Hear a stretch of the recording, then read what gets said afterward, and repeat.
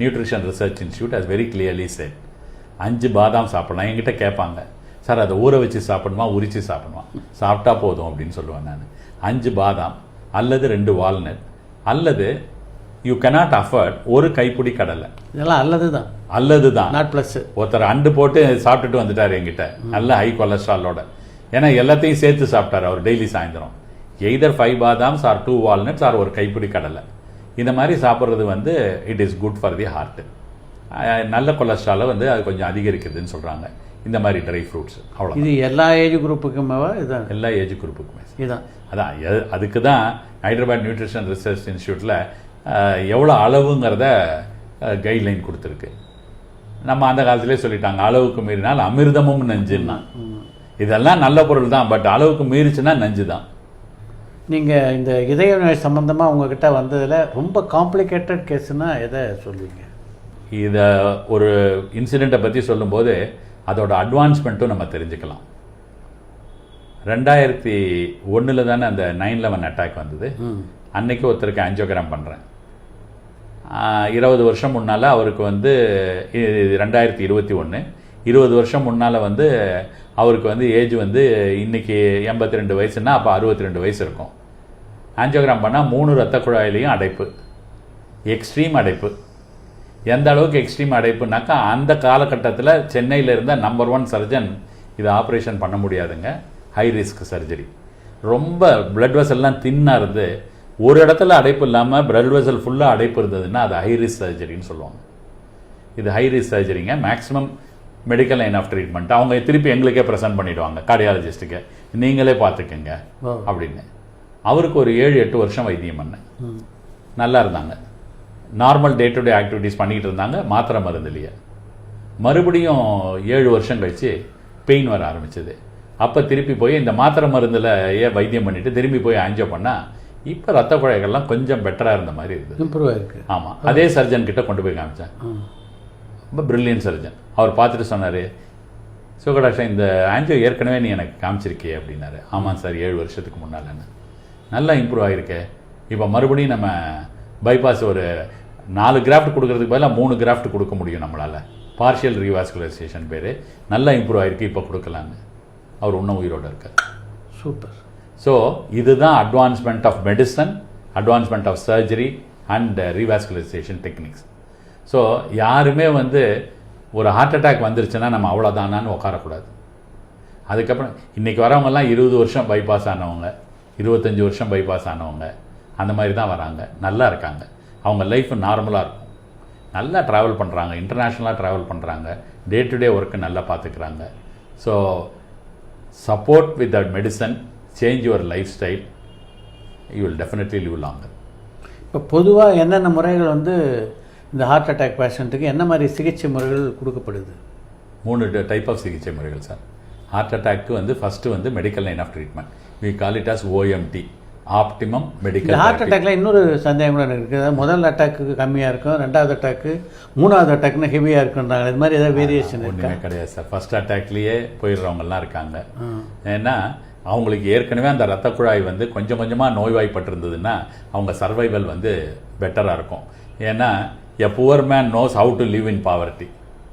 A rich man suppose எல்லா ரத்த குழாயும் நார்மலாக இருக்குது, அவனுக்கு போய் சடனாக ஒரு பிளாக் வருது, he does not know how to live in poverty, he succumbs to the disease. So அதனால் அது வந்து சொல்லவே முடியாது ஃபர்ஸ்ட் அட்டாக்ல போவாங்களா செகண்ட் அட்டாக்கு சீரியஸானு. ஒரு அட்டாக்கும் ஃபுல்லாக எஸ்டாப்ளிஷ் ஆயிடுச்சுன்னா அவங்களோட ஹார்ட் மசில் கம்மியாகி போயிடுது, எஃபெக்டிவ் ஹார்ட் மசில் கம்மியாகி போயிடுது. அதுதான் அதோட மெயின் இம்பார்ட்டன்ட். அதுக்காக தான் அந்த கோல்டன் பீரியட் அப்படின்னு சொல்கிறதெல்லாம். மற்றபடி ஹார்ட் அட்டாக் ஃபர்ஸ்டா செகண்டாங்கிறத பொறுத்தெல்லாம் கிடையவே கிடையாது. நீங்கள் சிகிச்சை முறைகள் வந்து OMT first, optimum medical treatment. இன்றைக்கி மெடிசன் வெகுவாக வளர்ந்துருக்கு. மெஜாரிட்டி ஆஃப் பீப்புள் மெடிசன், என்கிட்ட எத்தனையோ பேர், பல ஆயிரக்கணக்கான பேர் மெடிசன்லேயே எனக்கு ஆப்ரேஷன் பண்ணிக்க விருப்பம் இல்லை டாக்டர் அப்படின்னோடனே சரின்னு மாத்திரை எழுதி கொடுப்பேன். எழுதிட்டு வாங்கிட்டு போகும்போது அவங்க இன்டெலிஜென்ட் பீப்புள், அவங்க என்ன கேட்பாங்க, ஏன் டாக்டர் ஆப்ரேஷன் பண்ணணும்னு சொன்னீங்க, இப்போ மாத்திரையை எழுதி கொடுக்குறீங்க?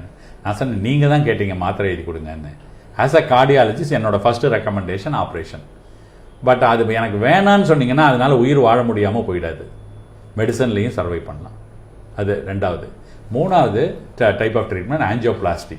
அக்யூட் ஹார்ட் அட்டாக்லாம் இப்போல்லாம் வந்த உடனே என்ன பண்ணுறோன்னா மோஸ்ட்லி அழைச்சிட்டு போயிட்டு இம்மீடியட்டாக ஆஞ்சியோகிராம் பண்ணி எது கல்ப்ரிட் வெசலோ எந்த இடத்துல அடைப்பு இருக்கோ அதை வந்து பலூன் முறையில் ஓப்பன் பண்ணிவிட்டு அது திரும்பி அந்த ஸ்டினோசிஸ் அந்த அடைப்பு ஏற்படாமல் இருக்க ஸ்டென்ட்டுங்கிற சாதனத்தை பொருத்திடுறோம். ஸ்டெயின்லெஸ் ஸ்டீல் ஆனது, ட்ரக் எல்யூட்டிங் ஸ்டென்ஸு, இந்த மாதிரி ரொம்ப ஹையர் லெவல் வந்துருச்சு. முந்தியெல்லாம் 3 ரத்த குழாயும் அடைப்புன்னா பைபாஸ் தான் இருந்த காலம் போய் இப்போ 3 ரத்த குழாயில் 4 ரத்த குழாயினாலும் 4-5 ஸ்டென்ட்டுன்னு போட்டு கம்ப்ளீட்டாக உடனே இது பண்ணிடுறாங்க. இதோட அட்வான்டேஜ் என்னன்னாக்கா நெஞ்சை ஓப்பன் பண்ணி பைபாஸ் பண்ண வேண்டிய இது கிடையாது. ரெண்டாவது, ஒரு வாரத்துக்குள்ளே they are back to their work. அது ஒரு பெரிய இது. இன்றைக்கி பைபாஸும் ரொம்ப அளவுக்கு அட்வான்ஸ் ஆகிடுச்சு. 15 நாள்லேருந்து 20 நாளைக்குள்ளே நார்மலாக ரெக்கவர் ஆகிட்டு வேலைக்கு போக ஆரம்பிச்சிடலாம்.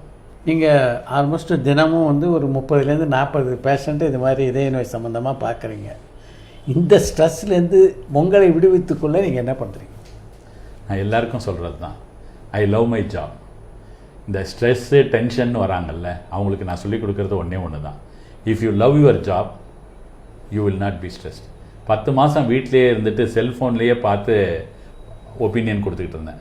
அதுதான் எனக்கு ஸ்ட்ரெஸ்ஃபுல்லாக இருந்தது, என் பேஷண்ட்ஸை பார்க்காம. Once I started coming back, என் வீட்லேயே என் ஒய்ஃப் சொல்லுவாள், இப்போ நல்லா பிரைட்டாக இருக்கீங்க எங்கள் பழையபடி. இந்த 10 மாதம் வீட்டில் உட்காந்துட்டு நீங்கள் செல்ஃபோனை பார்த்துட்டு ஆன்லைனில் கன்சல்டேஷன் பண்ணப்போ ரொம்ப சேடாக டல்லாக இருப்பீங்க, உங்கள் நடையே தளர்ந்து போயிருந்தது, இப்போ பழையபடி காலையில் 9 மணிக்கெல்லாம் குதிச்சுட்டு கிளம்பிடுறீங்க அப்படின்னு சொல்கிறேன். ஸோ எந்த ப்ரொஃபஷனாக இருந்தாலும் நான் சொல்கிறது ஒன்று தான், ஸ்ட்ரெஸ்ஸுங்கிறது it is only relative term. மனசு நிம்மதி, ஹாப்பினஸ் மாதிரி. ஸ்ட்ரெஸ்ஸுங்கிறது நமக்கு செய்கிற வேலை. இப்போ நான் சொன்னேன், என் லைஃப் ஆரம்பிக்கும் போது என்னோட குரு என்னை இண்டக்ட் பண்ணவர் 7:30 மணி வரைக்கும். 7:30 மணிக்கு நான் ஸ்டான்லி ஆஸ்பத்திரியிலேருந்து கிளம்பி ஒரு 2 வீலரில் நான் ராயப்பேட்டாக்கு வந்துட்டு ஸ்டான்லியிலேருந்து ஃபேஸை வாஷ் பண்ணிவிட்டு கிளினிக்கில் உட்காந்தேன்னா 11:30 மணி வரைக்கும் பேஷண்ட் பார்ப்பேன். மறுநாள் காலையில் 8:30க்கு I will start to the hospital. எதனால் முடிஞ்சது? I like the job. So once you start loving the job, நீங்கள் எவ்வளோ காலமாக சினிமா துறையில் இருக்கீங்க, உங்களோட வேறு எக்ஸாம்பிள் யார் வேணும்? இன்றைக்கும் போட்டாக்கா டிவி ஆன் பண்ணால் ஏதாவது ஒரு ப்ரோக்ராம் கொடுத்துட்ருக்கீங்க. So because you love the job. Once you love the job, there is no weakness, there is no tiredness, there is no stress.